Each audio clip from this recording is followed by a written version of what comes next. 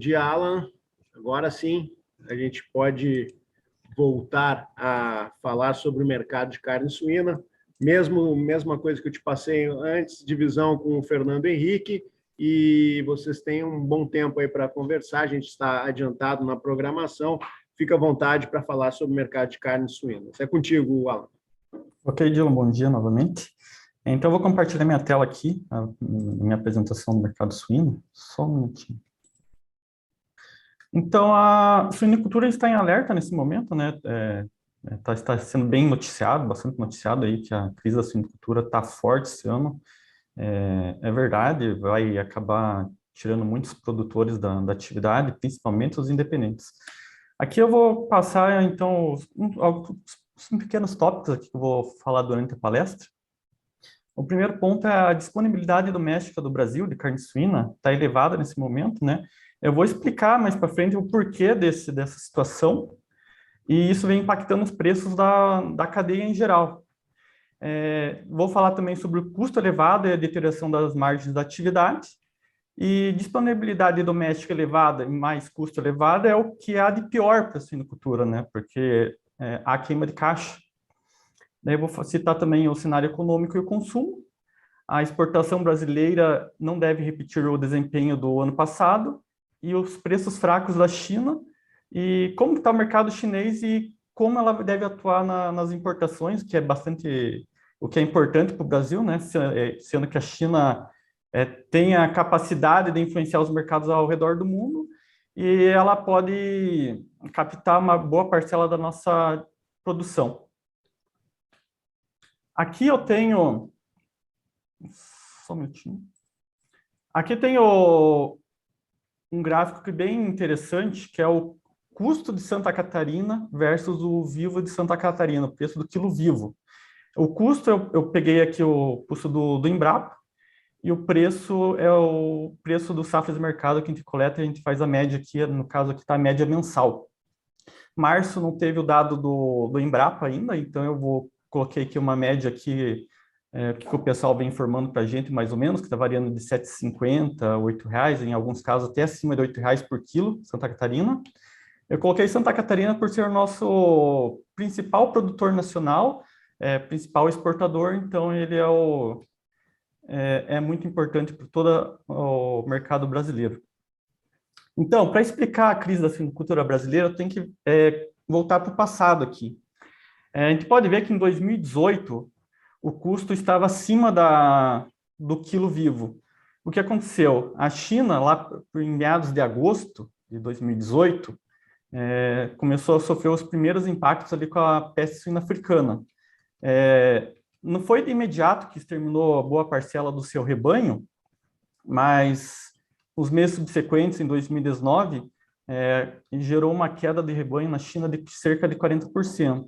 Isso levou a China a importar grandes volumes do Brasil, de todos os grandes players, né, do mundo, Estados Unidos, Canadá, aonde tivesse carne, a China estava comprando. E o que aconteceu com os preços no Brasil? A partir de 2019, quando a China começou a ampliar as importações, o Brasil conseguiu escoar a sua produção, com a disponibilidade mais baixa, os preços começaram a reagir, e o custo, né, até então, ele estava até certo ponto controlado, ele estava subindo em 2019, mas o preço do vivo tinha subido muito mais e aumentando as margens da atividade. Vale se salientar que a partir de 2018, após as notícias ali da PSA na China, o Brasil já começou a estudar uma ampliação dos investimentos para aumento de rebanho e de produção.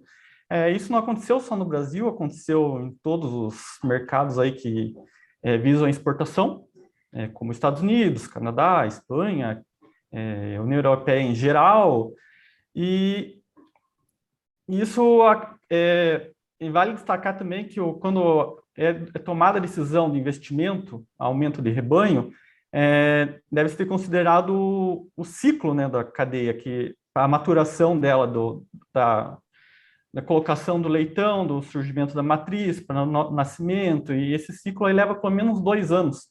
Então, uma decisão tomada agora, daqui a 2 anos, a gente vai ter o impacto dela no mercado, de maneira mais consistente. Não que isso já não vai gerar algum impacto daqui a um ano, por exemplo. A gente pode ver que em 2019 o preço foi bom, as margens da suinocultura aqui melhoraram muito, o produtor ganhou dinheiro, os independentes, os integrados, todo mundo ganhou dinheiro, as indústrias exportadoras, com o preço da carne, com o preço da tonelada exportada subindo fortemente. E ali no primeiro trimestre de 2020, como geralmente acontece, no primeiro trimestre a sazonalidade do mercado mostra que a demanda cai no Brasil, da carne suína. Por conta de aumento de dívida das famílias, não temos escola, outras coisas mais, e com isso o preço caiu. Mas, a partir ali do segundo trimestre, bombou a exportação, as indústrias exportaram muito para a China. Eu não sei se vocês estão lembrados, mas teve um período ali que, juntamente com as exportações, teve os preparativos para o Natal e Ano Novo de 2020. Os preços subiam toda semana, olha o impacto que teve isso aqui. E as margens aqui foram muito grandes para a suinocultura, bastante gente fez gordura de capital aqui.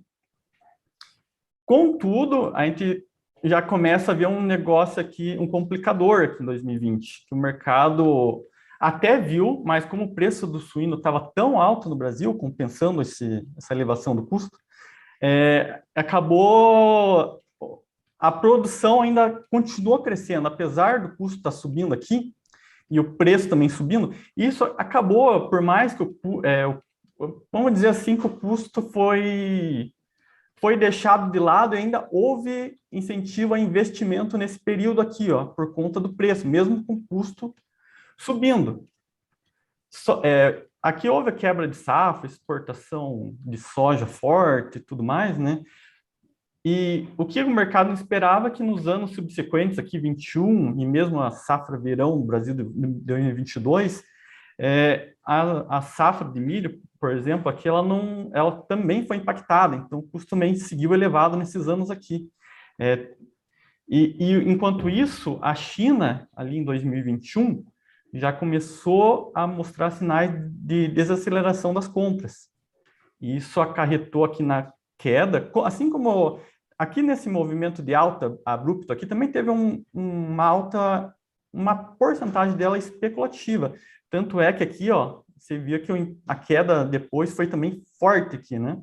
Caiu por volta da média de 9,30 aqui de Santa Catarina. Isso aqui é preço do independente, só para lembrar. E já caiu para a volta de 7,40. E a China começou a desacelerar as compras no mercado global, ali no começo de 2021.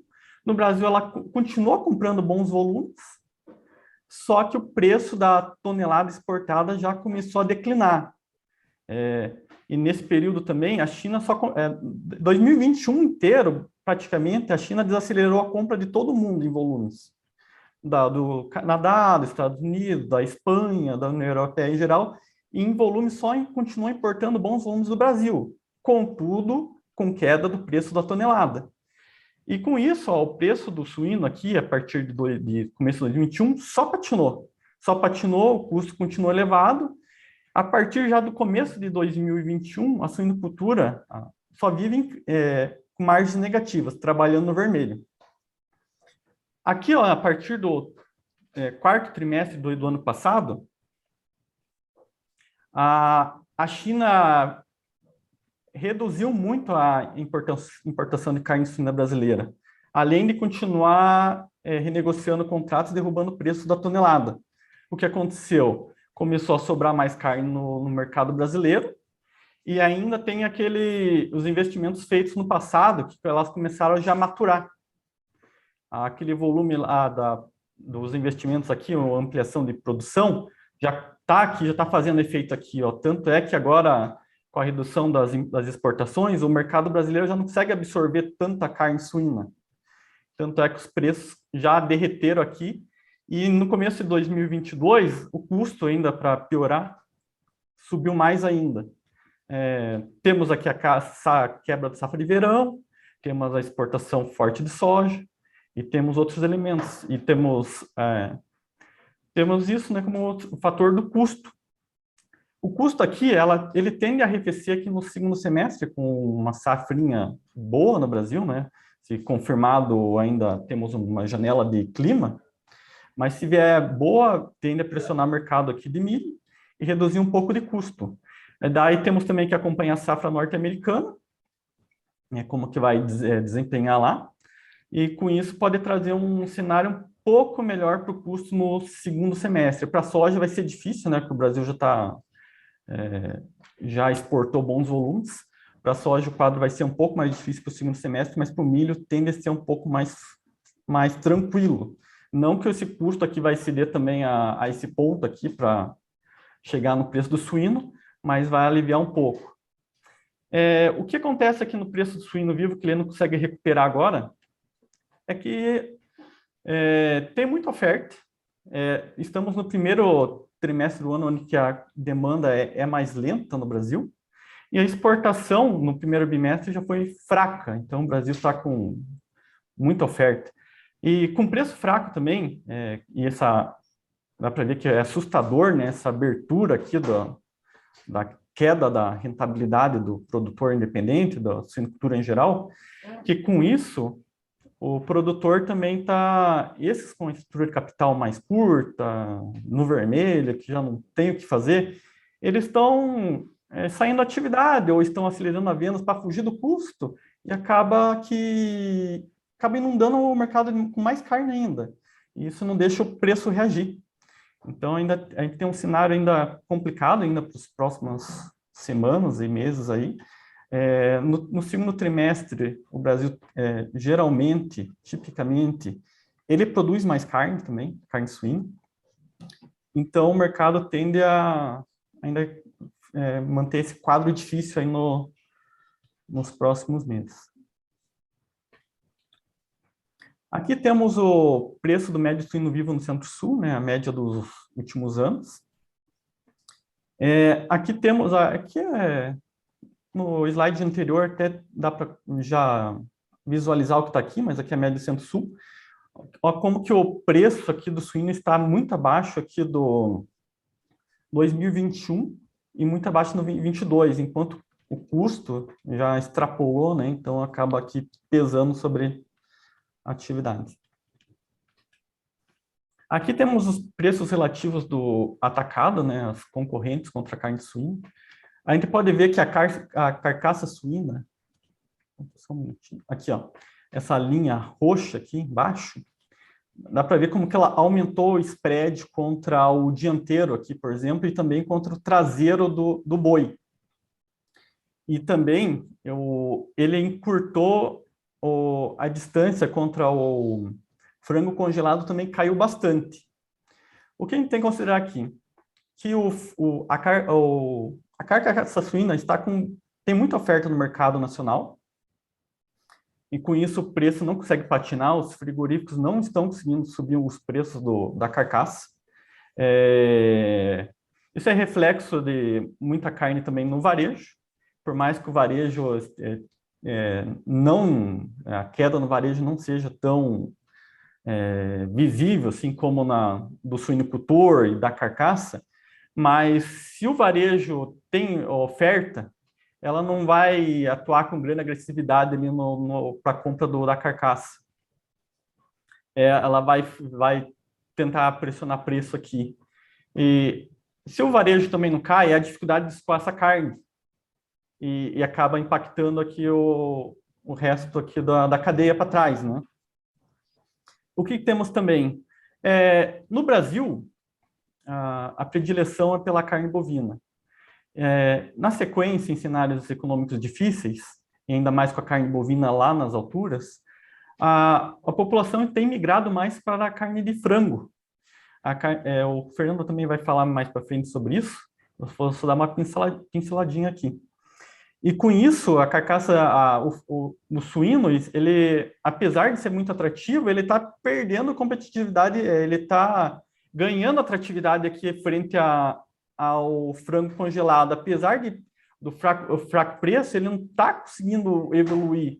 A demanda até existe, Só que a migração está vindo do bovino mais para o frango, e tem que contar que aqui também tem muita oferta no mercado, né?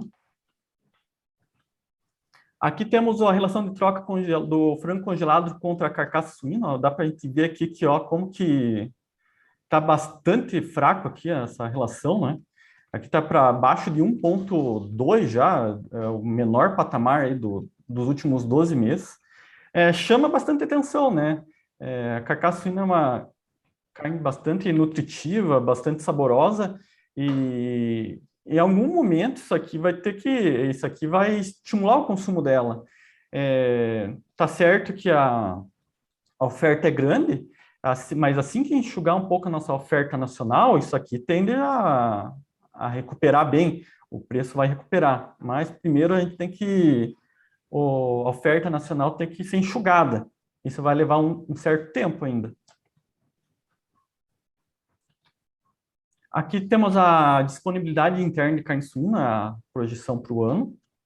Aqui o fevereiro, ele ainda é preliminar. Esse número aqui de 387.000,9 toneladas aqui, ele vai aumentar.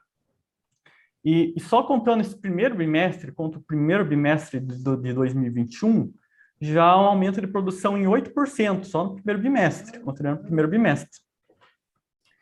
Isso mostra como que a nossa oferta está grande. Isso no período que a demanda é mais tímida para a carne suína no Brasil.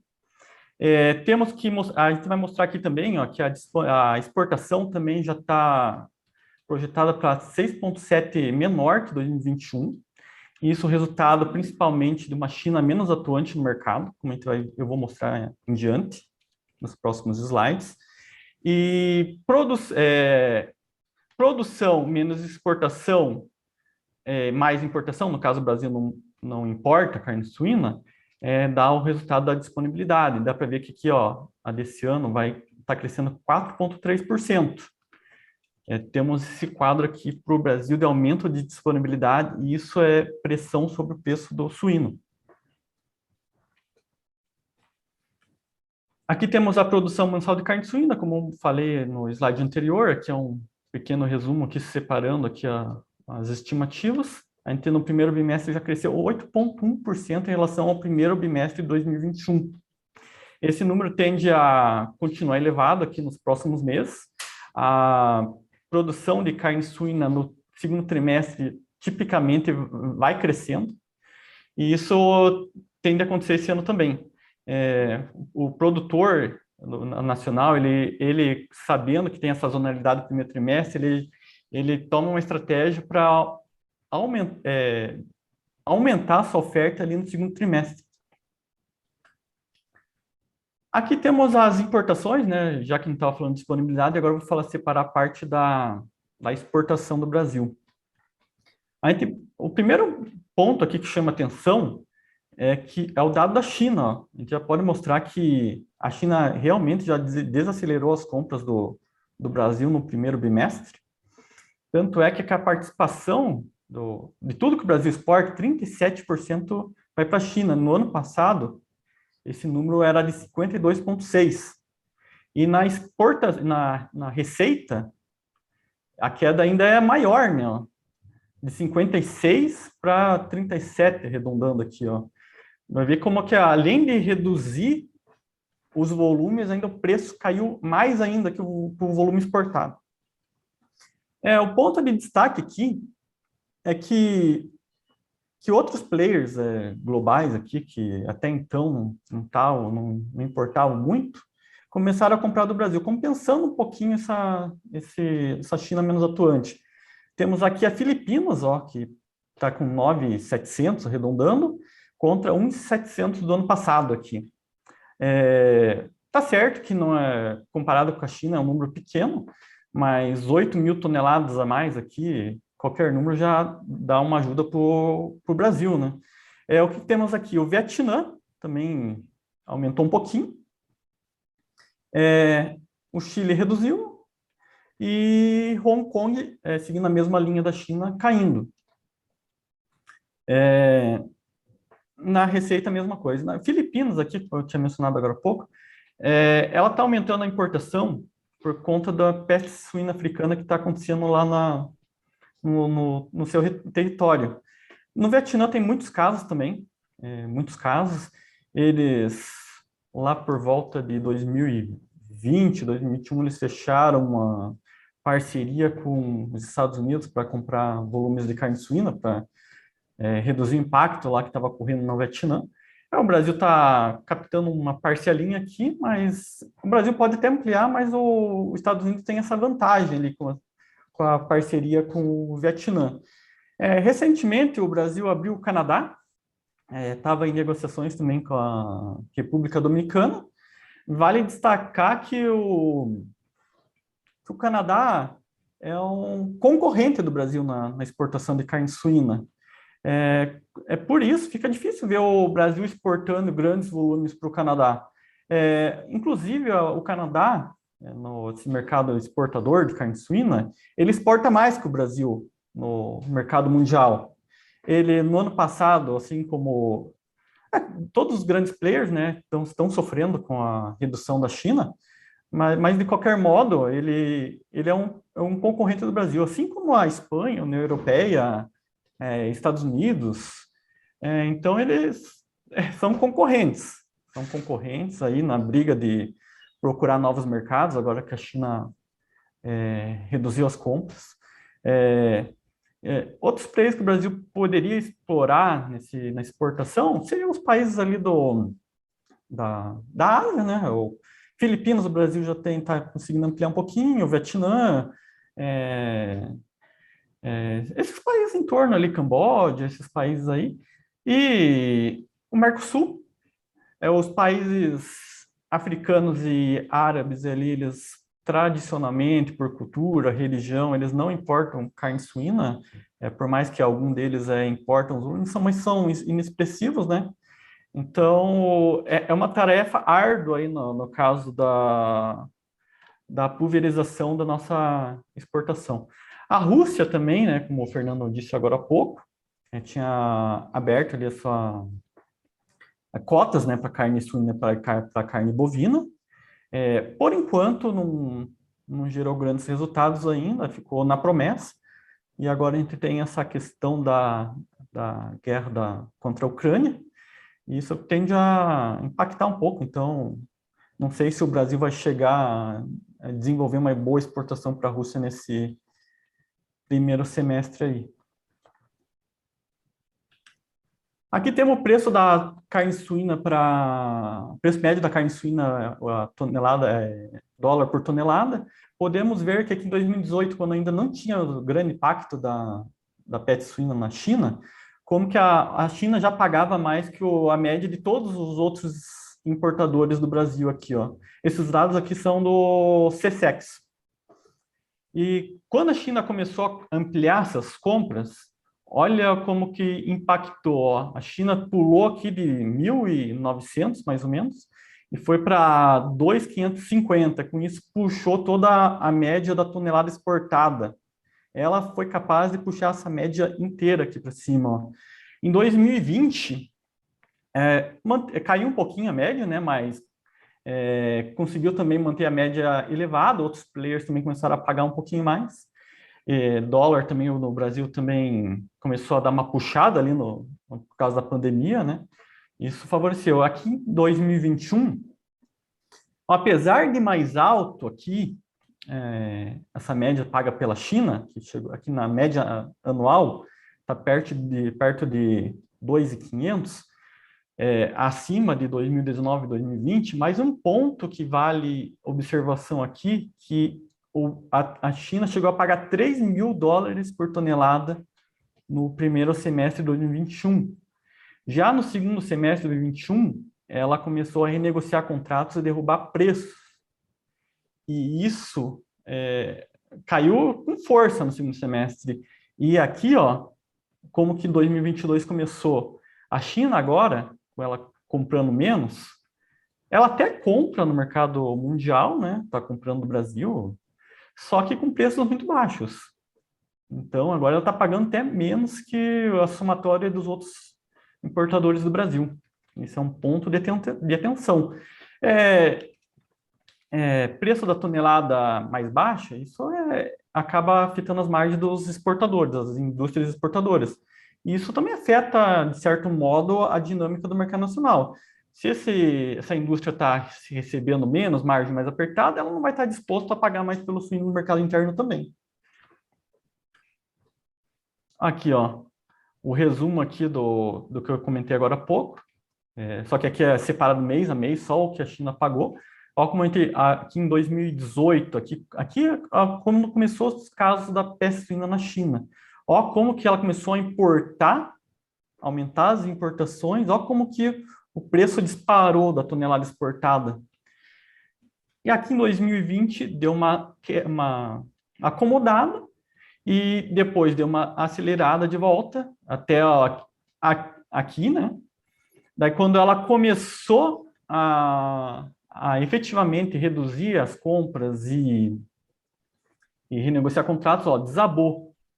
O preço de fevereiro aqui, ó, já equivale àquela média ali da China, que ela pagava, do início da aceleração das importações que ela vinha fazendo.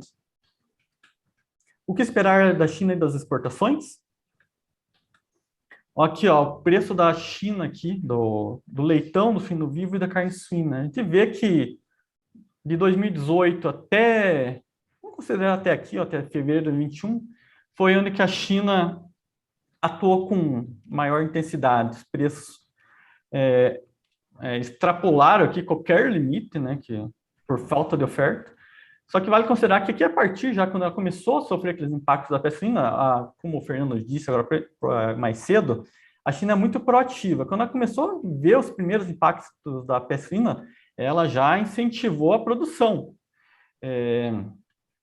Muitos investimentos foram feitos, aumento de crédito, a suinocultura chinesa, que era mais familiar, começou a migrar para uma produção mais industrial, com aumento de produtividade. E desde então, ó, quando começou a produção começou a chegar na China, depois de 2 anos, com maior força, os preços desabaram. Aqui, como nesse slide aqui, a gente não consegue ver claramente os preços das últimas semanas, por ser um período longo e devido a essa distorção com a alta tão abrupta, eu separei aqui o comportamento dos preços do suíno vivo na China desde novembro. A gente vê aqui, ó, que esse aqui é o preço do Ministério de Assuntos Rurais da China. A gente vê aqui, ó, que mesmo o período do ano, os preparativos do ano lunar da China não foram capazes de favorecer os preços do suíno na China. Isso significa que a oferta na China está grande. A gente vale considerar que a China também está em crise. O preço lá está muito baixo e o custo também subiu, assim como no Brasil. O milho na China saltou também. Nesse último mês, o farelo de soja na China também disparou. E com isso, nesse momento lá, o produtor pode estar também optando pela venda do suíno, fugindo do custo e acelerando essa queda. Aqui temos o comportamento dos preços do suíno nos futuros lá da Lian. A gente vê que vem claramente uma tendência de queda, mostrando que o mercado chinês ainda está sobreofertado. A China, recentemente, ela divulgou que, para tentar conter esse movimento, ela está estudando novas compras de carne suína para sua reserva, uma maneira proativa de tentar conter os preços lá. Aqui temos a última estimativa de carne suína para a China, do USDA, esse dado aqui é de janeiro. O USDA vai divulgar essa nova projeção ali para a suinocultura chinesa em abril, mês que vem, né? A gente vê que em janeiro o USDA que ela corrigiu com força aqui a produção da carne suína, vendo que estava vindo muita oferta realmente, ó.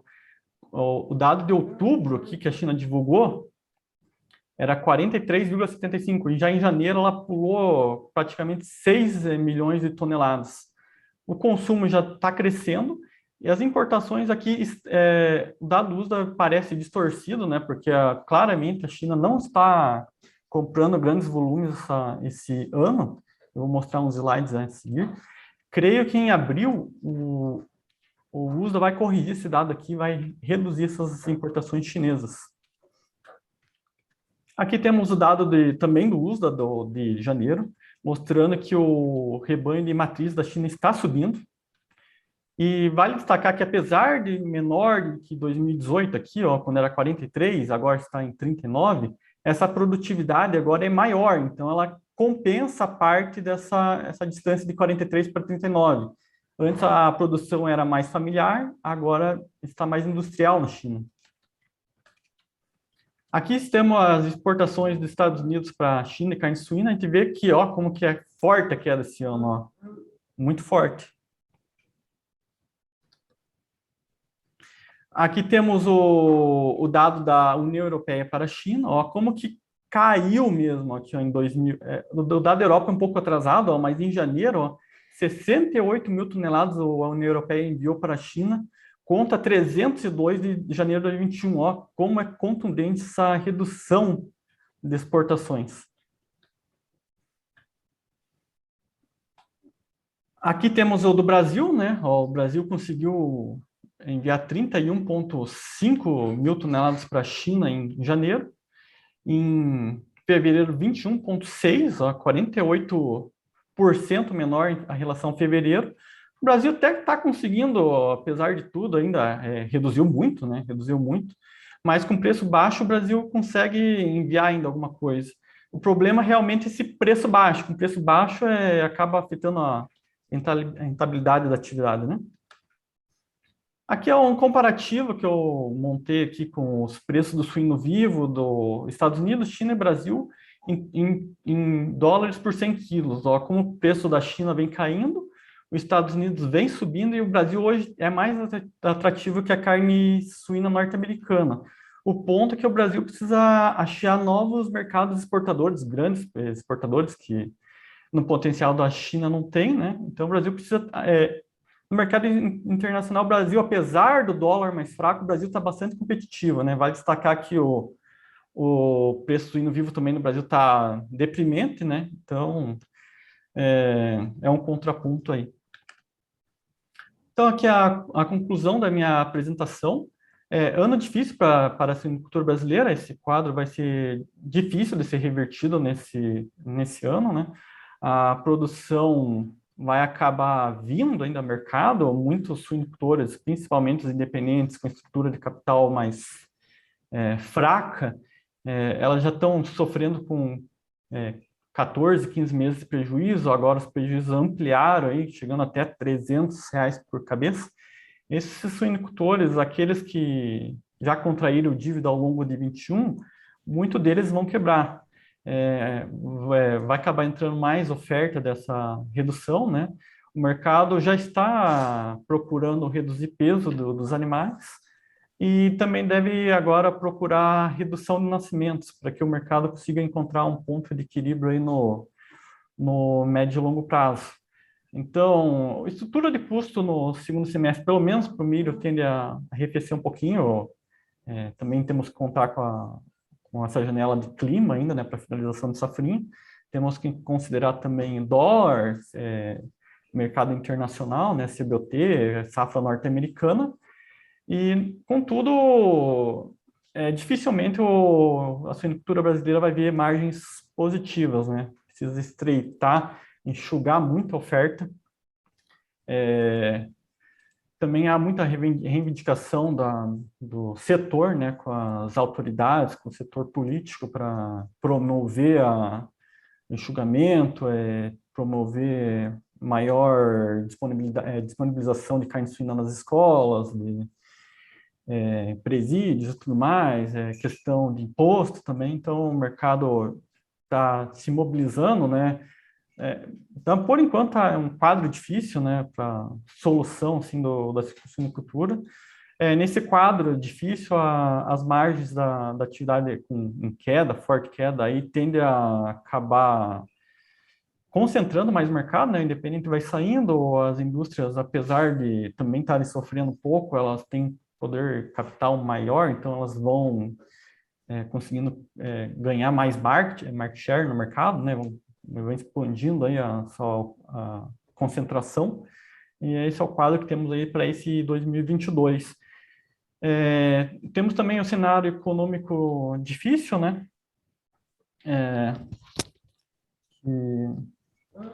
Que tende a ajudar um pouco a carne suína. A carne suína está bastante deprimida, então esse preço aí em relação à carne de frango está estreitando, e isso tende a ajudar a carne suína. A questão mesmo é enxugar a oferta, tem muita oferta no mercado nacional. No mais é isso, termino a minha apresentação e vou passar agora a palavra para o Fernando, que vai falar sobre avicultura. Obrigado, Alan. Obrigado, Alan. Agora a gente, dando continuidade, o Fernando Henrique vai falar sobre o mercado de frango até às 11 horas, quando a gente abre para as perguntas e respostas. Eu peço que mandem as perguntas e respostas para o chat de safras, que é o chat que vocês estão acompanhando, que eu encaminho para o Alan e também para o Fernando depois. Obrigado, Alan. Passando, então, para o Fernando Henrique. Fernando, bem-vindo de volta. Olá, pessoal. Vamos retornar. Vamos falar da avicultura, um setor que começou o ano de uma maneira preocupante. Os preços estavam em queda no início de janeiro, uma estrutura de custos bastante inflacionada, como a gente já frisou aqui. Só que a avicultura tem algumas nuances que dão a ela uma condição melhor para escapar dessa crise, dessa situação, do que a suinocultura. Tanto que a nossa palestra aqui hoje, o título dela é Tendência de Recuperação da Margem ainda no primeiro semestre. No mês de março, estava apresentando, principalmente nas últimas 2 semanas, um avanço muito consistente dos preços do frango vivo, da carne de frango no atacado. Isso é um sintoma realmente que o setor conseguiu fazer os ajustes produtivos que eram necessários e começaram a corrigir a rota, começaram a avançar de uma maneira mais consistente em relação ao padrão de consumo que a gente tem para o ano. Tá? Vamos falar um pouquinho da situação do mercado doméstico. Como eu já mencionei, os preços reagiram de uma maneira muito consistente ao longo do mês de março. Tá? Estamos evidenciando aí novamente um ambiente de preço recorde para o frango vivo. Em São Paulo, por exemplo, o frango vivo hoje está cotado a R$ 6,50 o quilo. Tá? É o maior preço da história para o frango vivo no mercado paulista. As exportações seguem excepcionais, em altíssimo nível, e o melhor de tudo, as exportações de carne de frango não são dependentes da China, não carregam a mesma dependência que a carne suína e que a carne bovina carregam em relação ao mercado chinês. Tá? E, fechando a conta da demanda, o padrão de consumo, aquele que eu mencionei na palestra sobre boi gordo, de que foi delimitado aqui para o nosso mercado interno, em função de toda essa situação econômica, em função de toda a perda de poder de consumo da população, ela segue apontando para a demanda direcionada a proteínas mais acessíveis. É a carne de frango, é o ovo, nas cidades litorâneas vai ser os pescados. Então, isso vai ser um padrão muito importante para o ano de 2022. Vai ajudar muito o setor a entender o seu potencial, o potencial de consumo envolvido no mercado para poder aí trabalhar as questões relacionadas à oferta de uma maneira mais eficiente. O que a gente observa agora no primeiro semestre vai ser um número de alojamento mais discreto, como eu estou mostrando aqui para vocês já as projeções para 2022 relacionadas à avicultura. Tá? Temos uma estimativa de um alojamento de pintos de corte de 6,8 bi de cabeças ao longo desse ano. É um alojamento muito robusto e, como vocês podem perceber, que o grande salto do alojamento aconteceu em 2020. 2019 para 2020. Por quê? Foi os anos em que a exportação de carne bovina apresentou um salto muito grande. Foi o ano em que os preços da carne bovina começou a atingir um patamar muito proibitivo aqui no mercado interno, um nível muito alto de preços, e foi aí que a carne de frango começou a ganhar ainda mais mercado, aqui no Brasil, tá? Então, esse alojamento nesse patamar aqui ajuda, inclusive, a atender algumas questões importantes de segurança alimentar da população brasileira. Porque, por mais que o frango já apresente um movimento muito consistente de alta, hoje nós temos aí uma proteína relativamente acessível para uma grande parcela da população. Isso é muito importante. Tem que ter esse padrão de consumo realmente, tem que manter esse padrão de consumo de uma maneira em que a maior parcela da população consiga ter acesso a proteínas de qualidade, tá?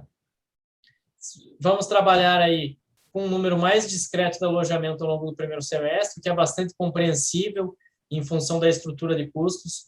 Então, o setor vai fazendo os seus ajustes para se adequar a essa estrutura de custos muito inflacionada.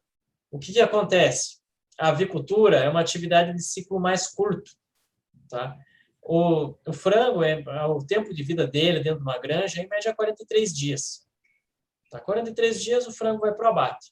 Então, o ciclo da avicultura, por ser mais curto, ele permite que os ajustes aconteçam com maior facilidade, que os desafios impostos pelo mercado sejam enfrentados de uma maneira mais eficiente. Porque, dependendo da situação, você pode aumentar seu alojamento ou reduzir o seu alojamento, e você consegue solucionar o problema, vamos dizer assim, em 60 dias. Tá? Então, é um setor que apresenta uma conjuntura mais favorável em relação à suinocultura. Tá? Possui demanda e possui uma capacidade de ajustar a produção de uma maneira muito mais eficiente. Tá?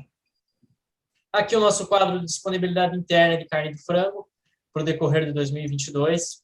Estamos trabalhando aí com exportações de 4,6 milhões de toneladas ao longo do ano. O Brasil será o grande exportador de carne de frango em escala mundial em 2022. Mais um ano de liderança brasileira nas exportações. O Brasil tem uma série de vantagens comparativas em relação aos grandes players da avicultura. Primeiro, a gente vive em um país em que não há um foco sequer de influenza aviária. União Europeia, Ásia, Estados Unidos, todos eles contam com focos da doença no decorrer de 2022. Isso impõe desafios sanitários, impõe restrições sanitárias que muitos países acabam colocando, acabam impondo e vêm buscar a carne de frango aqui no Brasil. Tá? Outro aspecto, o Brasil é o maior exportador de carne de frango halal do mundo. É líder desse segmento, não tenham dúvidas quanto a isso. É um mercado extremamente importante para o Brasil. Estamos falando aí de mais de 1,5 bilhão de pessoas, uma demanda que cresce ano a ano, um mercado extremamente robusto. Hoje, as exportações brasileiras de carne de frango são muito bem pulverizadas, bem distribuídas e permitem aí o setor ter uma dependência menor em relação à China. Tá? Em relação à produção, ter uma leve queda em relação ao ano passado, que é bastante compreensível frente à queda do alojamento. É uma lógica, é uma matemática bastante simples. Reduzir o alojamento, a tendência realmente é por retração da produção de carne. Algo bastante natural, bastante compreensível.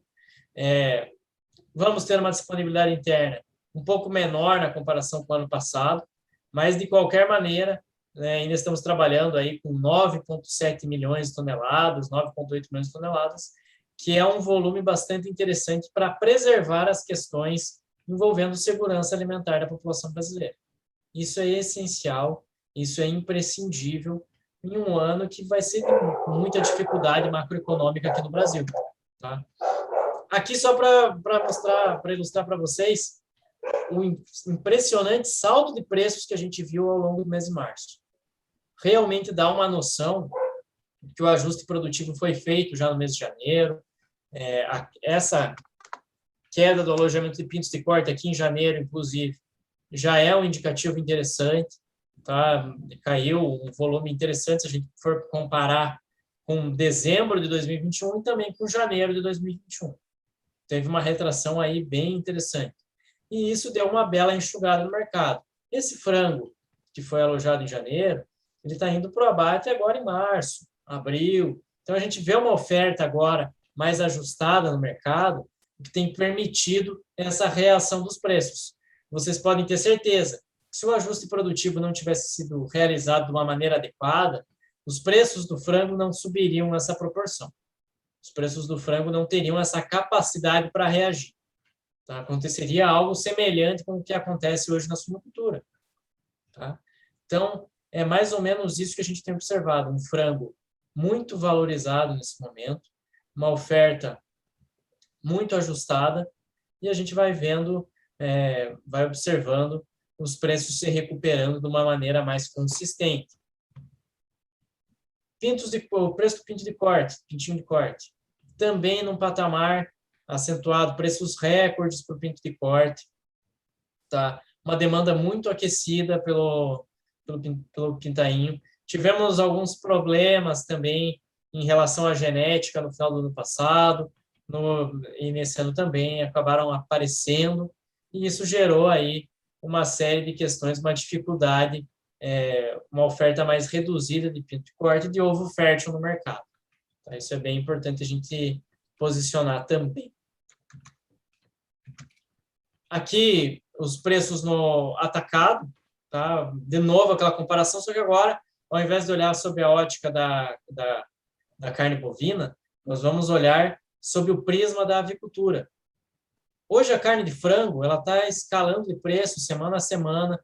A gente vê movimentos de alta consistentes para o frango congelado, para a coxa, para a sobrecoxa, para todos os cortes que você possa imaginar, eles vão reagindo no atacado nesse mês de março. Mas mesmo com toda essa reação, mesmo com toda a alta de preço, o frango segue muito mais competitivo se comparado aos outros cortes. Tá? A gente está trabalhando aí com um frango como a grande proteína da população brasileira hoje, e essa dinâmica vai se manter em todo o ano de 2022. Ó, notem aqui, a gente percebe que o frango é muito mais competitivo em relação a todas as proteínas concorrentes, e mesmo com todas essas com toda a alta de preço, ó, a curva aqui até está caindo, está deixando o frango perdendo um pouquinho de competitividade em relação ao traseiro bovino, mas mesmo assim é muito mais barato.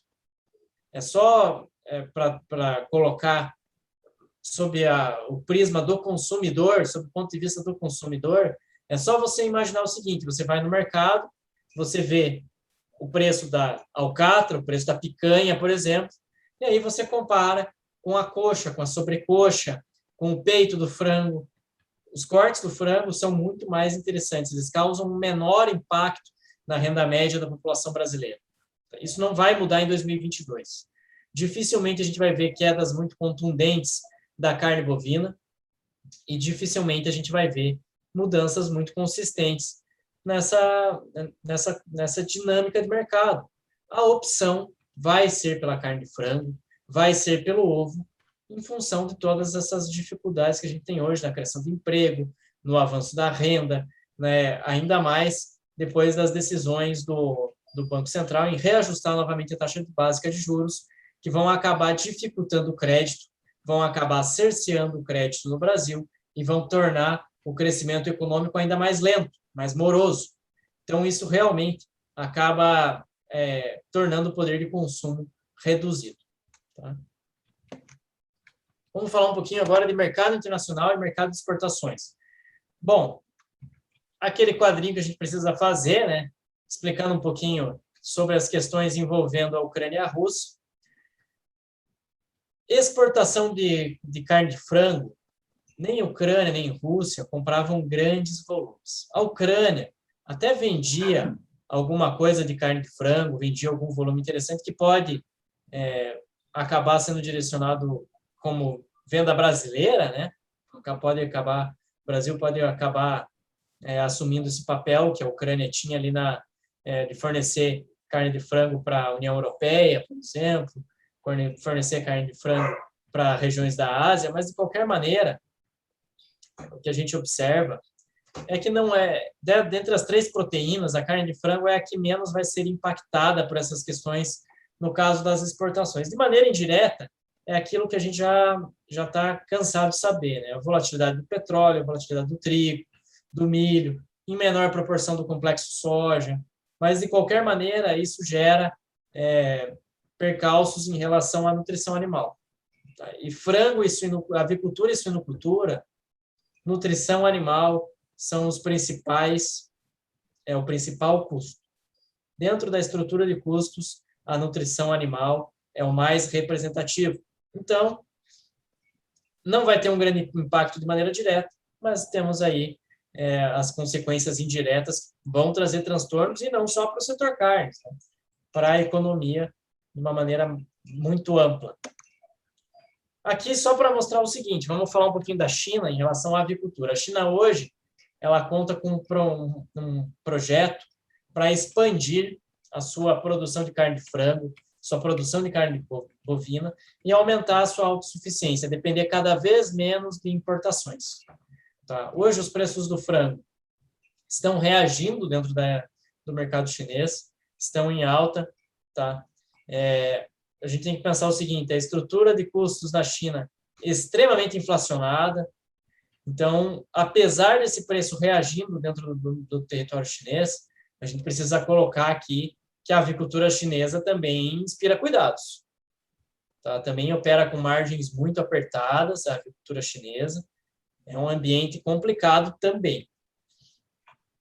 Aqui, a oferta e demanda de carne de frango. Percebam como esse ano a expectativa de produção é de crescimento em relação ao ano passado. Está avançando também em consumo. Tá? Até mesmo em exportação, a China vai avançar esse ano. O que acontece? Quando aconteceu a PSA, quando aconteceu o surto de peste suína africana, a China foi muito agressiva nas importações, importou volumes insanos de todas as proteínas e começou o seu projeto de fomentar a produção doméstica de carnes. O primeiro que ela trabalhou foi a avicultura. Então, olha só, esse salto aqui de 11,70 milhões de toneladas para 13,8 já é o início desse processo de fomento da produção de carnes dentro da China para depender menos de importações e para dar uma base de consumo importante para a sua população. Tá? Essa é, mais uma vez, mais uma estratégia voltada à segurança alimentar. Tá? Então, a produção de carne de frango, a China vai trabalhando ela de uma maneira mais rápida, porque é uma atividade de ciclo mais curto. Ela importou muita genética, trouxe muita genética de fora, também para a sua avicultura, e isso expandiu e muito a sua capacidade de produzir carne de frango. Tanto que hoje a China produz aí volumes de carne de frango muito parecidos com o que o Brasil produz hoje. Então, a China consegue e tende a avançar cada vez mais nesse sentido, nesse avanço da produção. Aqui mostrar um diferencial do Brasil. Vocês podem perceber aí que temos muitos casos de influenza aviária da H5N1, H5N2, suas variantes, suas mutações na Europa. A doença está chegando aos Estados Unidos, tá? Já está ali, né, no mercado norte-americano. Temos casos também na Ásia, tá? No Brasil, nós não temos. Essa é uma grande vantagem que o Brasil dispõe em relação aos outros grandes produtores de carne de frango em escala mundial. Essa capacidade de ter barreiras sanitárias tão eficientes em relação a esse tipo de doença. Essas doenças, as questões envolvendo sanidade animal, são o grande fio condutor das exportações globais de proteína animal nos últimos 3 anos. Se a PSA não despontasse na China, vocês podem ter certeza que não aconteceria tudo o que aconteceu dentro do setor carnes. Então, ficar muito atento a essas questões, porque elas são diretrizes importantes para a gente entender o padrão de consumo global de produção, os padrões envolvendo a demanda, a oferta. Então, tudo isso é muito importante. Ter essa noção, acompanhar essas questões de sanidade animal é imprescindível para você ter o entendimento do setor carnes. Aqui, novamente, aquele quadrinho da balança comercial brasileira. Agora, vamos olhar sob o ponto de vista da carne de frango. Gente, o crescimento também é muito bom. Crescimento aí de 12%, tá? Em termos de arrecadação, 35% de crescimento. Brasil aí avançando arrecadando em torno de 1,2 bilhão de dólares. É um volume espetacular, tá? A carne de frango realmente indo muito bem nas exportações.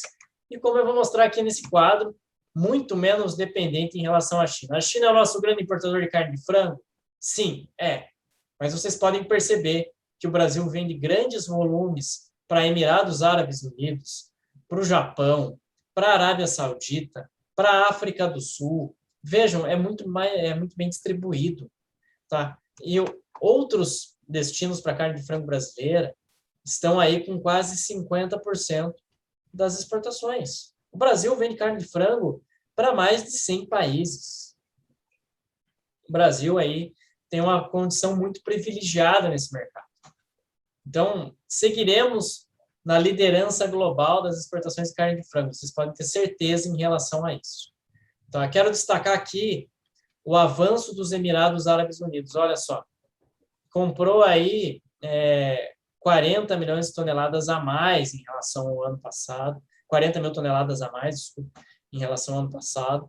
É um player muito importante agora, está ocupando a lacuna que a Arábia Saudita está deixando. A Arábia Saudita tem importado menos. A gente teve alguns problemas aí com a Arábia Saudita no ano passado em relação à salmonela. Então, ela acabou limitando um pouco as compras do Brasil. E agora a gente vê os efeitos aí nesse primeiro bimestre. Mas, de qualquer maneira, o Brasil aí vem vendendo muita carne de frango e o que é melhor, de uma maneira pulverizada, de uma maneira distribuída, de uma maneira aí em que não há uma dependência tão grande assim em relação ao mercado chinês. O Emirados Árabes avançou tanto no ritmo de compras que está próximo aí de passar a China. Tá alcançando a China em termos de volume. Em termos de receita ainda está um pouquinho distante, porque a China realmente paga muito bem por proteína animal, com exceção da carne suína. Tá? Então, isso é muito interessante a gente colocar. Aqui é a produção mundial de carne de frango. O mundo vai produzir aí em torno de 101 milhões de toneladas de carne de frango. Vai apresentar avanços na exportação e avanços no consumo. É muito importante a gente colocar aqui também, dessas 13,4 milhões de toneladas que devem ser exportadas, 4,5, 4,6 milhões de toneladas são exportações brasileiras. Ou seja, é um volume muito grande. É muito expressivo o que o Brasil exporta em relação ao resto do mundo. Então, a gente tem que pensar o seguinte, é um setor que o Brasil já é líder global, em termos de embarques, é um setor em que o Brasil já exporta para quase todos os grandes mercados em potencial do mundo, em grande proporção, em bom volume. É muito difícil a gente crescer ainda de uma maneira mais agressiva dentro da avicultura, porque já é um mercado... É aquela história, mais difícil do que chegar na liderança é se manter na liderança, né? Aqui no Brasil, o que a gente está vendo é o Brasil nadando de braçada nesse segmento em relação às exportações, indo muito bem, mas é muito mais difícil a gente ver crescimentos de 10%, 15%, porque realmente já temos um volume muito grande de embarques nesse segmento. Aqui as exportações mundiais de carne de frango, vamos dar uma olhadinha para os nossos principais concorrentes. A União Europeia, esses números da União Europeia devem ser corrigidos para baixo ao longo do ano, em função da influenza aviária, que está avançando de uma maneira bastante agressiva. Tá? A Tailândia também tem casos de influenza aviária, Estados Unidos com problemas de influenza aviária. Então, o Brasil efetivamente vai se manter aí numa posição muito confortável dentro desse mercado. Tá? Vai se manter numa posição de liderança em termos de exportação. Aqui, olhando os Estados Unidos, a produção tem um tímido crescimento de acordo com os números do USDA, mas a gente precisa observar como que a influenza vai avançar dentro do território norte-americano. Ainda são poucos focos da doença, mas a influenza aviária é aquele tipo de doença que obriga o produtor a sacrificar a sua granja inteira. Não tem jeito, o protocolo sanitário exige isso. Então, se a doença se alastrar pelo território norte-americano, possivelmente vamos ver retrações nesse número de produção. Tá? Bom, vamos à nossa conclusão. A avicultura tem uma ótima capacidade de recuperação e são os 3 motivos que levam a isso. Primeiro, a capacidade do ajuste produtivo é maior, porque o ciclo é mais curto. Segundo, tem uma demanda interna muito robusta. E terceiro, as exportações vão muito bem, muito agressivas as exportações de carne de frango. E isso vai permitir toda essa recuperação, todo esse potencial de reagir, mesmo com custos tão inflacionados. Tá? Exportações muito bem distribuídas, não tão dependentes assim da China. E apesar do primeiro semestre complicado, o segundo semestre a gente pode falar até em ampliação de lucros para a avicultura brasileira. Obrigado, Fernando. Continuando, então, dando continuidade, Márcio Ribas dá os parabéns aos palestrantes. Em nome do Márcio Ribas, eu também cumprimento boas palestras, excelentes palestras do Fernando e do Alan. Vamos, então, iniciar as perguntas e respostas. O Ernesto Garcia pergunta: como os senhores veem as perspectivas com o Vietnã para suínos e frango, assim como o Sudeste Asiático? O quanto os senhores acham que seria o crescimento de exportações para essa região em estimativas? Eu passo, então, primeiro para o Alan responder sobre a questão dos suínos e depois o Fernando pode complementar falando de frango. Ok, na questão do suíno, o Vietnã ampliou as importações ali em 2021 e 2022. As estimativas do USA apontam ali para 250 a 270 mil toneladas importadas pelo Vietnã. Como eu mostrei agora há pouco, o Vietnã comprou do Brasil por volta de 3,5, 4 mil toneladas. É um volume muito tímido. O Brasil pode explorar esse mercado, mas eu também mencionei que o Vietnã, lá por 2020, começo de 2021, quando ela está sofrendo mais severamente com a PSA, ela fechou uma parceria com os Estados Unidos. Não que impeça que o Brasil não vai exportar para o Vietnã, mas o Brasil tem um concorrente muito difícil, né? O Brasil, com certeza, vai tentar explorar esse mercado. O preço da carne suína agora está muito competitivo, né, por conta do baixo preço do suíno e da carne mesmo no Brasil. O dólar caiu, mas, contanto, ainda segue bastante atrativo no mercado internacional, principalmente frente à americana, como mostrei também. Eu espero que, bem, se seguir essa linha de volume que o Brasil está exportando para o Vietnã, o Brasil pode chegar por volta de 30 mil toneladas no fechamento do ano. Se a gente considerar que ela vai importar 250 mil, pelo que o Gusda falou, é um volume bem tímido, né? Então, o Brasil tem bastante coisa a explorar nesse território. Fernando, para o frango. Bom, o Vietnã compra pouca carne de frango brasileira, são volumes, não aparece nem naquele nosso quadro dos principais importadores, mas o que eu quero colocar aqui é o seguinte: a busca por novos mercados aqui para o setor carnes brasileiro é muito bem feita. Os últimos anos aí foram pautados por abertura de novos mercados. A gente pode citar recentemente o caso do Canadá, podemos citar também os avanços no Sudoeste Asiático. Tudo isso é muito importante, até para reduzir essa dependência em relação à China. É aquela história, não colocar todos os ovos dentro da mesma cesta.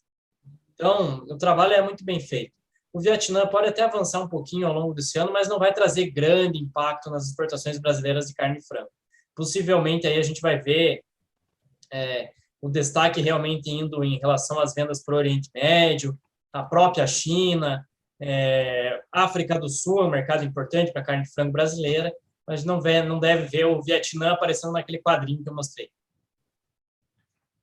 Tá certo? Continuando ainda, o Ernesto tem outra dúvida e também pode ser respondida pelos dois. Em relação à pergunta anterior, Os senhores acreditam que os frigoríficos de frango e suínos irão adaptar o CIF e o resto de requerimentos para exportar ao Vietnã e resto do Sudeste Asiático com rapidez, ou seguirão insistindo com a China? Bom, essa questão do CIF é muito interessante, mas o Brasil ele tem um sistema sanitário aqui muito desenvolvido. As regras de sanidade animal aqui no Brasil são muito rigorosas. Tanto que se qualquer aeroporto que você chega hoje no Brasil, qualquer aeroporto relevante, vão ter campanhas ali para você não trazer nenhum produto de carne suína de fora, etc., para evitar a PSA entrar aqui no Brasil, etc. Então, o trabalho de sanidade animal aqui no Brasil é muito bem feito nesse momento. Então, não seria um problema a gente nos adequarmos às normas, às exigências de qualquer força de demanda do mundo. Isso vale para a suinocultura e para a avicultura. Nós não temos problema algum para atender as exigências vietnamitas, para atender as exigências em relação a outros mercados. Então, isso é tranquilo, isso vai ser relativamente tranquilo para o Brasil conseguir. Quer acrescentar alguma coisa, Alan, sobre essa questão?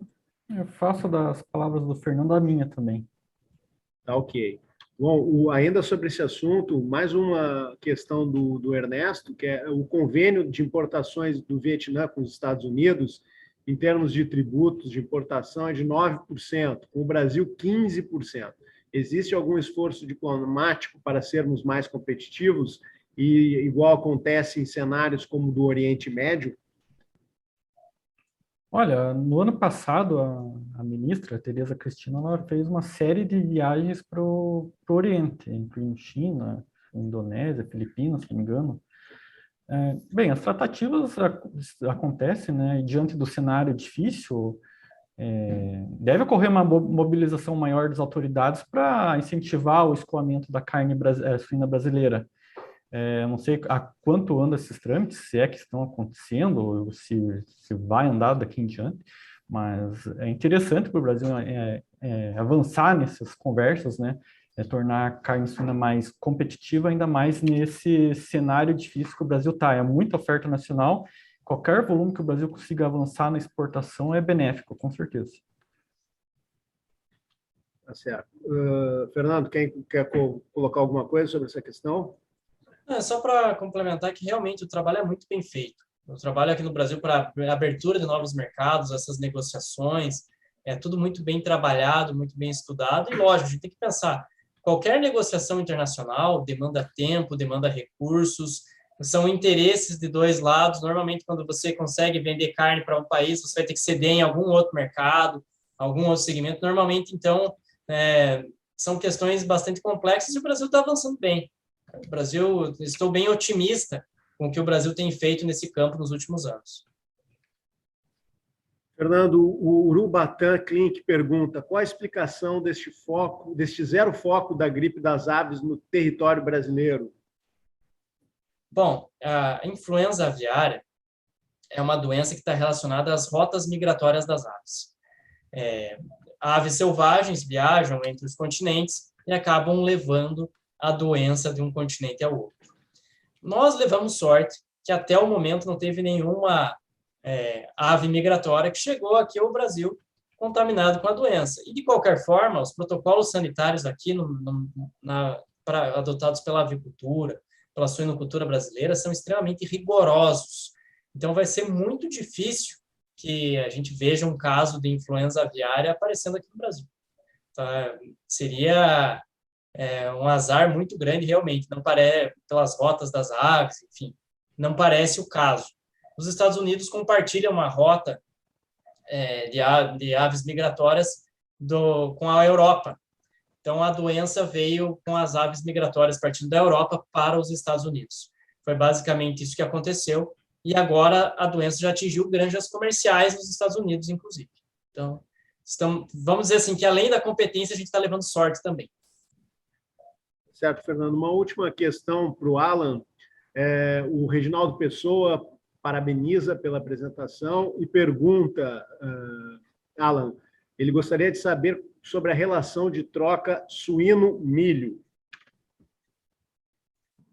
Assim, tá bastante deprimido, né? Ontem eu fiz um cálculo para milho Campinas contra o preço da arroba do suíno em São Paulo. Está dando por volta de 1,1.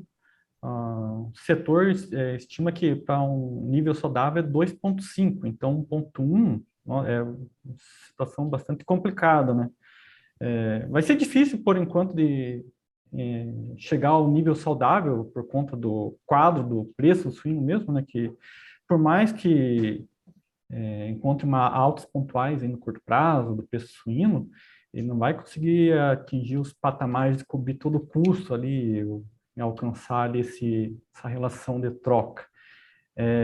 O milho no segundo semestre vai ter uma dinâmica diferente por conta da safrinha, temos que acompanhar também o clima, safra norte-americana, o nível de exportações do Brasil, mas dificilmente a gente vai ver um nível saudável nessa relação de troca esse ano, por conta também, muito por conta da crise da suinicultura mesmo.